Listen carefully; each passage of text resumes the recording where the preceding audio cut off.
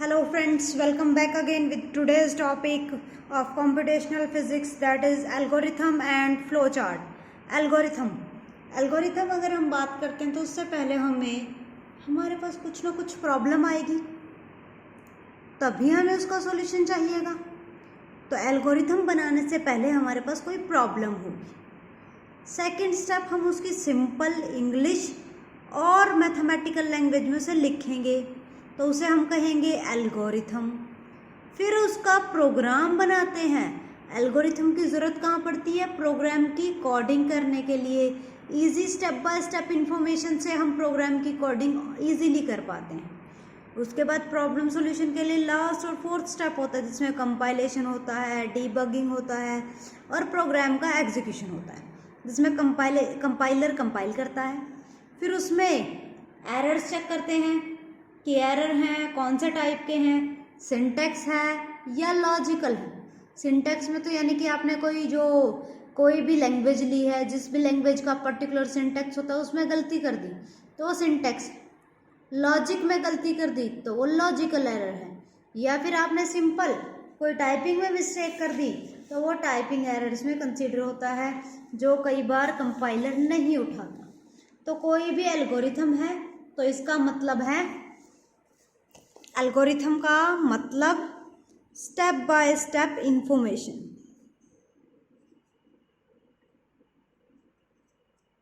Info किन form में, किस तरह से? In simple English and maths.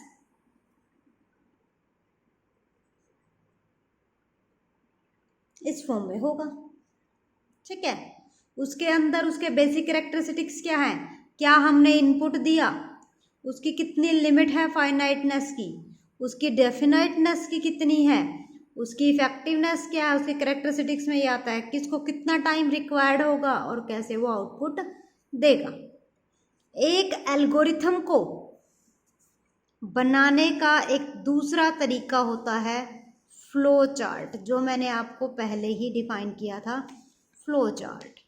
तो फ्लो चार्ट क्या होगा? एल्गोरिथम तो है बट किस फॉर्म में? पिक्टोरियल, यानी कि पिक्चर्स की फॉर्म में। तो जब भी ये फ्लो चार्ट होगा उसके पर्टिकुलर सिंबल्स होंगे, उन सिंबल्स का पर्टिकुलर फंक्शन होगा और उसमें उसी तरह की चीजें एंटर हो सकती हैं और तरह की नहीं। तो इसीलिए मैं आपको कुछ सिंबल्स बता रही हूँ, वो आपको फ्लो चार्ट के लिए याद करने पड़ेंगे। उसके बिना आप फ्लो चार्ट नहीं बना सकते। फ्लो चार्ट के लिए वो पर्टिकुलर सिंबल हमेशा रहेंगे। ये आपका फर्स्ट ओवल शेप का, इसको हम नाम देते हैं टर्मिनल, यानी कि ये होगा कोई भी चीज स्टार्ट करने के लिए या फिर उसे स्टॉप करने के लिए। दूसरा क्या होगा? सिंबल क्या है? ये पैरेललोग्राम का। ये किसके लिए होगा? इनपुट या फिर आउटपुट। इससे नेक्स्ट ये होता है हमारा कि हमने इस इक्वेशन को सोल्व करना है, उसको हम कहते हैं कंप्यूट करना। कभी भी डिसीजन लेना पड़े तो आपका डायमंड सिंबल, तो हम इसे कहते हैं डिसीजन। कोई भी चीज रिपीट करते हैं नंबर ऑफ टाइम्स, उसके लिए हमारा ये बेंजीन रिंग वाला, या फिर 6 साइड्स होती हैं जिसकी हेक्सागन, इसको हम कहते हैं लूप का सिंबल। नेक्स्ट सर्कल है तो वो क्या होगा? Line connector.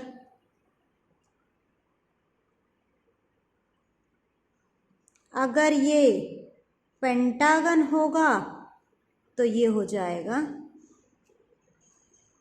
Page connector.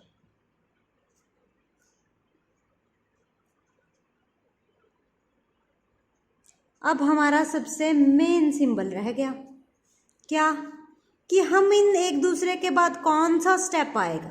तो उनके लिए टॉप से डाउन एंड लेफ्ट से राइट के लिए एरोज होंगे, उनको हम कहते हैं फ्लो लाइंस। इनके बिना हमारा फ्लो चार्ट अधूरा है। बात आती है एल्गोरिथम और फ्लो चार्ट की। तो एल्गोरिथम में मैंने क्या कहा था, प्रॉब्लम को सॉल्व करने के लिए स्टेप बाय स्टेप सिंपल और इंग्लिश में। फ्लो चार्ट क्या हुआ, जो हमारा किस फॉर्म में है, किसी पर्टिकुलर सिंबल की फॉर्म में है। ये भी सिंपल इंग्लिश और मैथमेटिक्स में, बट सिंबल्स में याद करने पड़ेंगे हमें। तो जो डिफरेंस है फ्लो चार्ट में वो पिक्टोरियल रिप्रेजेंटेशन है, और दूसरा कोई भी एल्गोरिथम खराब हो जाता तो वो इजीली दोबारा से बन जाएगा। फ्लो चार्ट अगर लंबा प्रोग्राम है उसके लिए बना रहे हैं, कहीं गड़बड़ हो गई तो सारा गलत दोबारा से बनाना पड़ेगा। तो इसीलिए for lengthy program flow chart, making of flow chart is difficult than algorithm. तो हम इसीलिए कुछ लिमिटेशन ऑफ फ्लो चार्ट्स की बात करते हैं। तो उसमें एक कि उसमें डिफ़िकल्ट टू मेक चेंजेस, और डिफ़िकल्ट तो गलती हो जाती है तो चेंजेस आते हैं, तो डिफ़िकल्ट टू मेक चेंजेस। दूसरा पिक्चर्स ड्रॉ करेंगे, उसके बाद उनमें लिखेंगे, एक डायरेक्ट लिख दें तो टाइम कंज्यूमिंग कौन सा हुआ, फ्लो चार्ट वाला। तो फ्लो चार्ट एक टाइम कंज्यूमिंग ड्रॉ है, तो इसीलिए हमें उसमें टाइम लगता है। बात आती है स्टैंडर्डाइजेशन की। तो फ्लो चार्ट की अमाउंट ऑफ डिटेल्स में कोई स्टैंडर्डाइजेशन नहीं होती, इसीलिए उसकी एक लिमिटेशन है, नो स्टैंडर्डाइजेशन। डिसीजन टेबल्स नहीं होती, सूडो कोड्स नहीं होते, इसीलिए वो आपकी नहीं कंसिडर होती। तो इसीलिए हमारे फ्लो चार्ट के ये हुए डिसएडवांटेज। तो कोई भी चीज़ होती है उसके डिसएडवांटेजेस हैं तो एडवांटेजेस भी होंगे।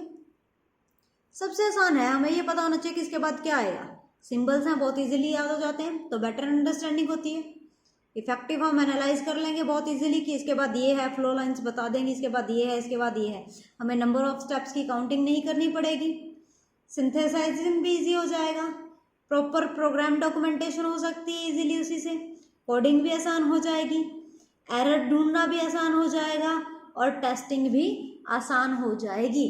इसीलिए कुछ एडवांटेजेस हैं तो कुछ डिसएडवांटेजेस, बट दोनों अपनी अपनी जगह सही हैं। एक प्रोग्राम बनाने से पहले वाला सेकंड स्टेप होता है एल्गोरिथम का, और फ्लो चार्ट भी एक एल्गोरिथम ही है। तो that's all for today, thank you.